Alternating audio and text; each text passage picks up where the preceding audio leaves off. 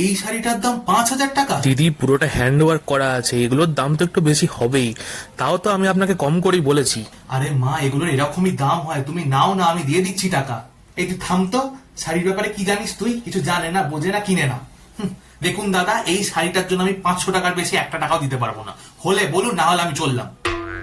এই শাড়ি কখনো 500 টাকায় হয় দিদি? হবে না তার মানে? ঠিক আছে, আপনি তাহলে শাড়িটা রাখুন, আমরা একটু ঘুরে আসছি। 5,000 টাকা শাড়ি কখনো 500 টাকায় হয়? কি যে করো না তুমি। সব হয়, ওরা কত লাভ রাখে তুই জানিস? ওরকম শাড়ি আমি তোকে 10টা এনে দেবো 500 টাকার মধ্যে। চল তো ওই দোকানটা একটু দেখি। আসুন দিদি আসুন, বলুন কি দেখবেন। দেখান নাকি কি ভ্যারাইটি আছে, দেখান। একটু আনকমন কালারের মধ্যে দেখাবেন। হ্যাঁ, এই শাড়িটা দেখুন দিদি, অল ওভার শাড়িতে পুরো কাজ করা আছে। বাহ বাহ, খুব সুন্দর দেখতে। তা এটার দাম কত? এটা মাত্র 3,000 টাকা। 3,000 টাকা এই শাড়িটা?